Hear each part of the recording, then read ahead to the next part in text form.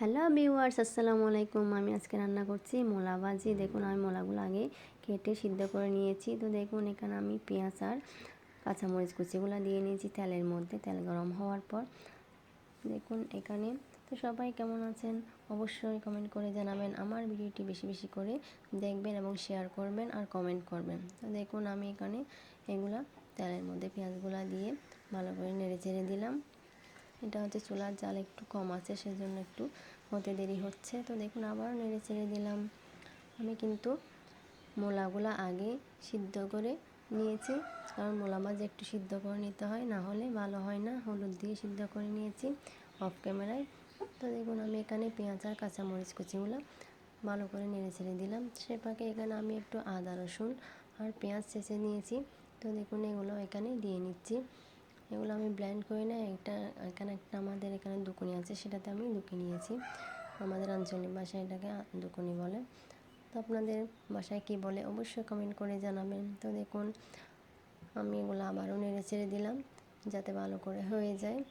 তো এই পর্যায়ে আমি লবণ দিয়ে নিয়েছি। তো দেখুন এগুলা কিছুক্ষণ কিন্তু সময় নেবে, যেহেতু মাটির চুলা, জালটা একটু স্লো আছে, সেই জন্য আবারও ভালো করে নেড়ে দিলাম যাতে কাঁচা ঘ্রাণটা চলে যায়। এই পর্যায়ে আমি একটু হালকা মশলা দিয়ে নিলাম। আগে আমি সিদ্ধ করার সময় হলুদ দিয়ে নিয়েছি, সেই জন্য হলুদের কালারটা একটু বেশি লাগতেছে। তো দেখুন এই পর্যায়ে আমি মূলা কাটাগুলো দিয়ে নিয়েছি। দেখুন এগুলো একদম ছোটো ছোটো করে কেটে নিতে হয়। এগুলো সিদ্ধ করার পর কিন্তু একদম নরম হয়ে যায়। তো দেখুন আমি ভালো করে নেড়ে চেড়ে দিচ্ছি যাতে পেঁয়াজের সাথে কাঁচামরিচের সাথে ভালো করে মিক্স হয়ে যায়। দেখুন একটু আদা রসুন পেস্ট করা দেওয়াতে এগুলো লেগে যেতে চাচ্ছে। তো ভালো করে নেড়ে ছেড়ে দিলাম যাতে লেগে না যায়, টমেটো লেগে না যায়।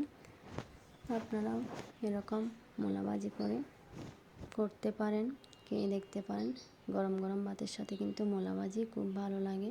তো দেখুন এগুলো আমি ভালো করে নেড়ে ছেড়ে দিলাম। এগুলো কিন্তু বেশিক্ষণ লাগে না, প্রথমে একটু সিদ্ধ হতেও তেমন একটা সময় লাগে না। মূলাটা কিন্তু সব সময় সব সিজনে পাওয়া যায় না, আমি পেয়েছিলাম। তো দেখুন এখানে আমি ধনিয়া পাতাগুলো দিয়ে নিয়েছি। এবার আবারও আরেকটু করে নেড়ে চেড়ে দিচ্ছি। আমার ভিডিওটি সবাই পুরোটা দেখবেন এবং পারলে শেয়ার করে দিবেন। তো আপনাদের কাছে ভিডিওটি কেমন লেগেছে অবশ্যই কমেন্ট করে জানাবেন। দেখুন আমার মোলা ভাজিগুলো হয়ে গিয়েছে। এ পর্যায়ে আমি কিছুক্ষণ পর একটু করে লবণ টবণ দেখে তারপর নামিয়ে ফেলবো।